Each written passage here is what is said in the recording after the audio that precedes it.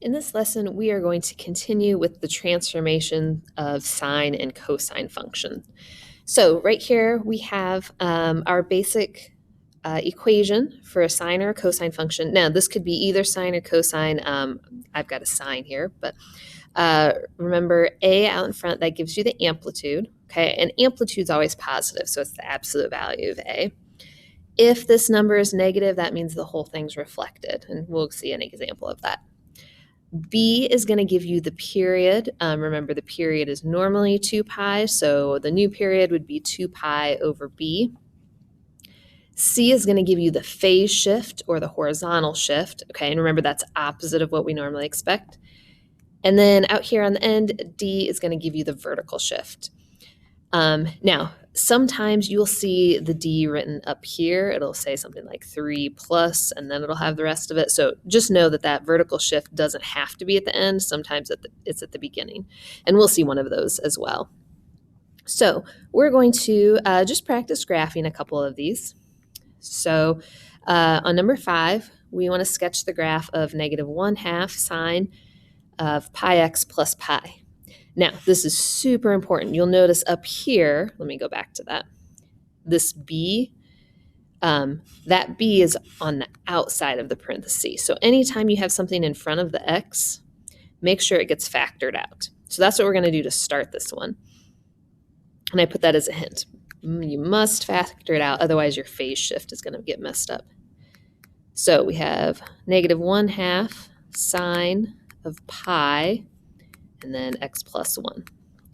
So we're just going to pull out just the various pieces, analyze this.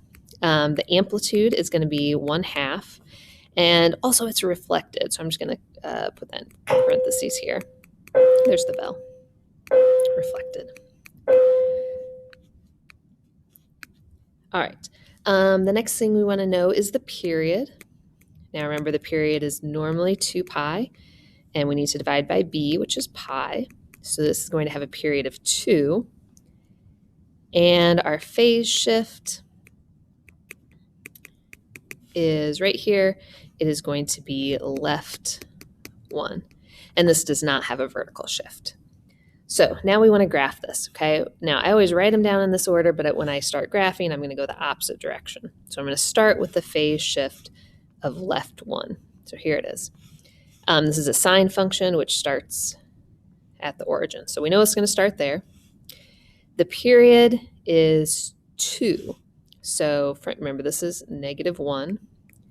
So 1, here's 2 away. So it's going to get through its whole cycle by 1. And remember, a cycle for sine is going up and coming back and then going down again. I'm going to do that more exact here in a minute. So we know for sine, that means it's got to hit here in the middle at the origin. Okay. It has an amplitude of 1/2, so we'll just put that in here. Here's 1/2 and -1/2. And now I'm ready to graph this.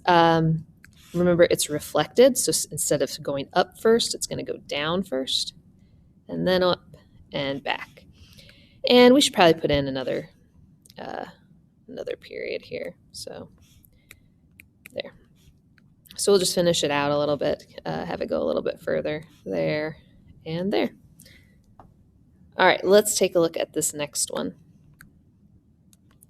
We want to sketch the graph of y equals 2 cosine x. So again, I'm just going to go through the steps. There's nothing in front of the x, so I don't have to worry about factoring out. So the amplitude is 2. It's not reflected. The period, normally the period is 2 pi, and it's going to be 2 pi divided by 1, so just 2 pi. There is no phase shift because there's nothing in parentheses. And our vertical shift is going to be down 5. Okay. And what I was saying before about the location of that, you could rewrite this as y equals -5 plus 2 cosine x. And this is the exact same equation. So sometimes that vertical shift gets written out in front. Okay, so we're going to start with our vertical shift. This is down 5. There it is. It doesn't have a phase shift, so it's going to start at our normal. So let me draw this in. This is our new x-axis. That's how we deal with the vertical shifts.